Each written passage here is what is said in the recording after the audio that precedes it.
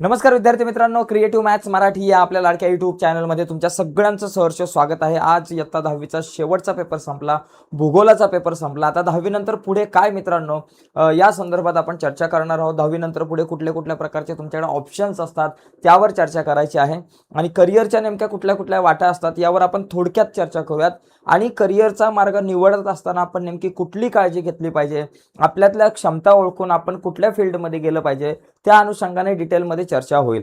ही चर्चा लवकर काय घेतोय, कारण यावर्षी 11वीची ॲडमिशन लवकर सुरू होणार आहे. कारण 10वीची तुमची परीक्षा झाल्यानंतर निकाल लागण्याच्या अगोदरच ॲडमिशन प्रक्रिया सुरू होणार आहे.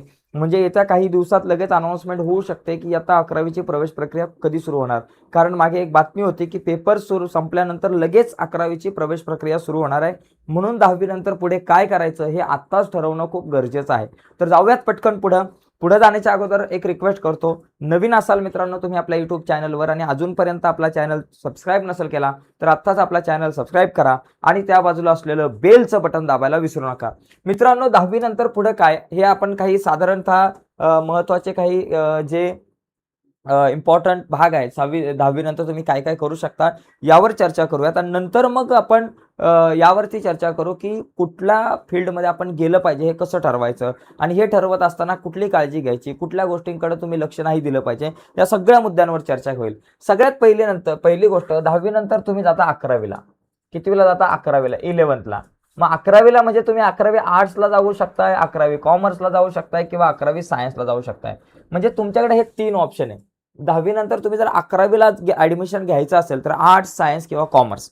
आता ज्या विद्यार्थ्याला मित्रांनो प्राध्यापक बनायचं आहे किंवा ज्या विद्यार्थ्याला लेखक बनायचं आहे, ज्या विद्यार्थ्याला रायटर बनायचं आहे, ज्या विद्यार्थ्याला पत्रकारितेमध्ये करिअर घडवायचं आहे, पत्रकारिता क्षेत्रामध्ये करिअर घडवायचं आहे, ज्या व्यक्तीला हवामान खात्यामध्ये लागायचं आहे, ज्या व्यक्तीला MPSC UPSCच्या परीक्षा द्यायच्या आहेत, म्हणजे अशा व्यक्तींसाठी, मुलांसाठी आर्ट साईड जी आहे ती खूप बेटर आहे.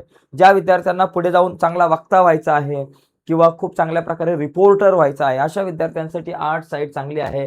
शिक्षक व्हायचं आहे तर खूप साऱ्या गोष्टी आहेत मित्रांनो. आर्ट साईडने म्हणजे मी थोडक्यात काही गोष्टी सांगितल्यात, यापेक्षा सुद्धा खूप साऱ्या गोष्टी तुम्हाला आर्ट साईड नंतर आहेत. ओके. त्यानंतर कॉमर्स. एखाद्या विद्यार्थ्याला गणिताची आवड असेल, बँकिंग क्षेत्रामध्ये ज्याला करिअर करायचं आहे, तो विद्यार्थी जो आहे तो विद्यार्थी कॉमर्स फील्डमध्ये ॲडमिशन घेऊ शकतोय. याच्यानंतर तुम्ही MBA करू शकताय, MCOM करू शकताय, त्याचबरोबर CA करू शकताय, MCA करू शकताय. असे बऱ्याच प्रकारचे कॉमर्सशी रिलेटेड मित्रांनो ऑप्शन तुम्हाला कॉमर्स नंतर तुम्हाला येतात. त्याचबरोबर एखाद्या विद्यार्थ्याला MPSC UPSC करायची असेल तरी सुद्धा तो कॉमर्स नंतर करू शकतो. B.Ed सुद्धा कॉमर्स नंतर करू शकतो. या सगळ्या गोष्टींवरती आपण नंतर डिटेलमध्ये आर्ट्समध्ये नेमक्या कुठल्या गोष्टी करता येईल यावरती डिटेलमध्ये चर्चा करणार आहोत. कॉमर्स नंतर काय करू शकतो, सायन्स नंतर काय करू शकतो, यावर नंतर मी डिटेलमध्ये येणार आहे. आता सध्या थोडक्यात सगळ्या शाखांची तोंड ओळख करून देतो. याच्यामध्ये आर्ट्समध्ये जर तुम्ही विषय बघितले तर इतिहास आहे, भूगोल आहे, राज्यशास्त्र आहे, समाजशास्त्र आहे, मानसशास्त्र आहे, मराठी आहे, इंग्लिश आहे, त्याच्यानंतर इतर तत्वज्ञान आहे, शिक्षणशास्त्र आहे, असे बरेचसे विषय असतात. त्यापैकी तुम्हाला 6 विषय निवडायचे असतात. कॉमर्समध्ये जर बघितलं तर तुम्ही चिटणीसाची व्यवस्था, म्हणजे तुम्ही जर का ऑर्गनायझेशनल कॉमर्स असेल, तुमचा बुककीपिंग अँड अकाउंटन्सी असेल, अशा प्रकारचे विषय असतात. अर्थशास्त्र असेल, अर्थशास्त्र हा विषय आर्ट्समध्ये पण असतो आणि कॉमर्समध्ये पण असतो.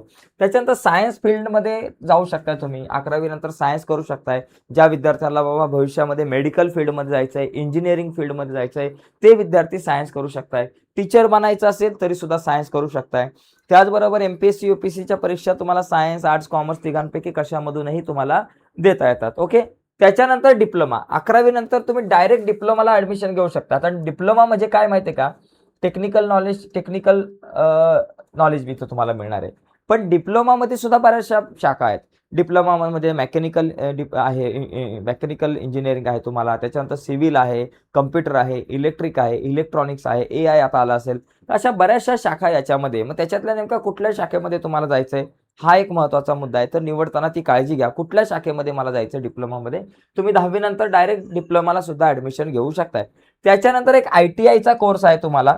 ITIचा जर विचार केला तर ITIमध्ये शेकडो मित्रांनो ऑप्शन्स आहेत. डिझेल मेकॅनिकल आहे, मोटर मेकॅनिकल आहे, वेल्डर आहे, फिटर आहे, इलेक्ट्रिशियन आहे, इलेक्ट्रॉनिक आहे, ड्राफ्ट्समन आहे, असे बऱ्याच प्रकारचे मित्रांनो ऑप्शन तुम्हाला ITI नंतर सुद्धा मिळतात. तर ITI नंतर सुद्धा एखाद्या विद्यार्थ्याला समजा मेकॅनिकल फील्डमध्ये काम करायची खूप आवड आहे, म्हणजे तुमची आवड आणि तुमचं नॉलेज, तुमचा अभ्यास किंवा तुम्हाला मिळालेले मार्क या दोन गोष्टीचा विचार करायचा करिअर निवडत असताना.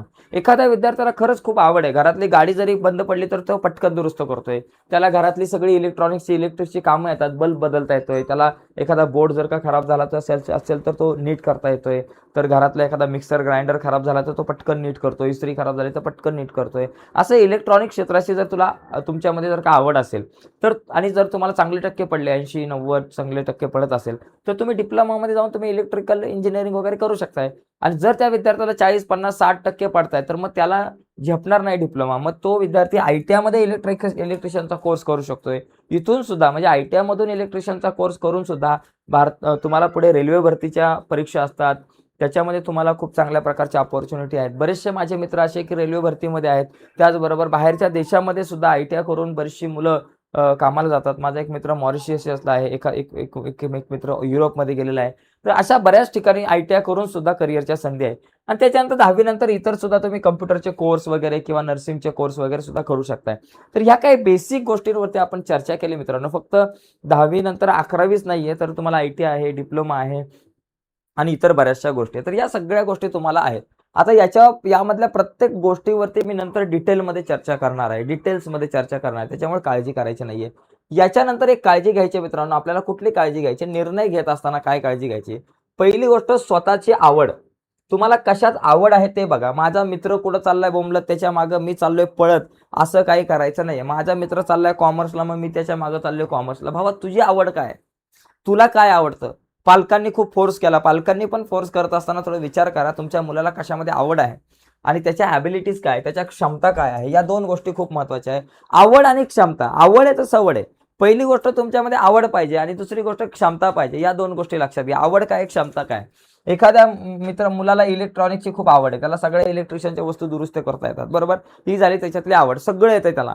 क्षमतेच्या बाबतीमध्ये विचार केला तर त्याला 10वीला 40% आहेत किंवा 50% आहेत, मग त्याने ITI केला पाहिजे.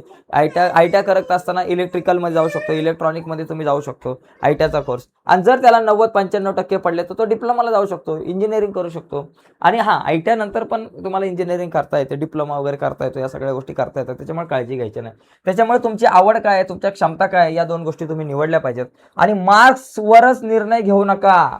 हा सगळ्यात महत्त्वाचा मुद्दा मित्रांनो. एखाद्या मुलाला खूप सारे मार्क मिळाले म्हणजे चला आता तू जा सायन्सला जा, तुला 70% मिळाले, तू सायन्सला जा, तू असंच कर, तू डिप्लोमालाच ॲडमिशन घे. नाही मित्रांनो, तुम्हाला आवड कशामध्ये ते बघा मित्रांनो. तुमची आवड काय आहे ते बघा. किती मार्क पडले ते महत्त्वाचे नाहीये. तुमची आवड, कमी पडले जास्त पडले ते मार्क बाजूला ठेवा, पण तुमची आवड कशात आहे ते क्षेत्र तुम्ही निवडलं पाहिजे. त्याच्यानंतर इतरांचा दबाव टाळा. तुम्हाला चांगले मार्क मिळाले की अख्खी दुनिया सांगत बसते, जा सायन्सला, जा सायन्सला, जा सायन्सला, जा सायन्सला. बाबा थांब जरा, तुला काय आवडतंय? तुला बँकिंग क्षेत्रात करिअर करायचंय, तुला CA करायचंय, मग तू कॉमर्सच्या फील्डमध्ये जा. तर या सगळ्या गोष्टी खूप महत्त्वाच्या आहेत. याच्यानंतर पुढचा मुद्दा आहे, निर्णय घेताना काही मिस्टेक करतात मुलं. मित्र काय घेतोय तेच घेणं. मित्राच्या मागं पळत सुटायचं नाही, ही मिस्टेक करू नका. दुसरा मुद्दा, फक्त सायन्सच सक्सेस असा गैरसमज आहे. फक्त सायन्समधूनच सक्सेस मिळतो, सायन्समधलीच पोरं हुशार असतात, अशातला काही भाग नाहीये. आर्ट्स फील्डमध्ये जाऊन मुलं कलेक्टर झालेले आहेत. आर्ट्स फील्डमध्ये जाऊन मुलं अर्थशास्त्रज्ञ झालेले आहेत, कारण आर्ट्समध्ये पण अर्थशास्त्रज्ञ विषय असतो.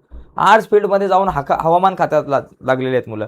म्हणजे बऱ्याच मित्रांनो आर्ट्स फील्डमधून जाऊन सुद्धा खूप मोठे पत्रकार झालेले आहेत लोक. माहिती न घेता डिसिजन घेणे, कुठल्याही प्रकारची माहिती न घेता, माहिती नाही घेतली चला चाललाय बाबा करायला इंजिनिअरिंग, माहिती घे बाबा पहिली. कसं ॲडमिशन घ्यायचं, काय प्रोसिजर आहे, त्याच्यानंतर कुठले विषय असतात, माझ्या क्षमता काय आहे, या सगळ्या गोष्टी, सगळी माहिती घ्या. तर या गोष्टी पण तुम्ही सगळ्यात महत्त्वाच्या त्या लक्षात ठेवल्या पाहिजेत. तर अशा पद्धतीनं मित्रांनो आज आपण चर्चा केलेली आहे की बाबा 10वी नंतर पुढे काय आहे, करिअरच्या वाटा निवडत असताना आपण नेमकी कुठली काळजी घेतली पाहिजे.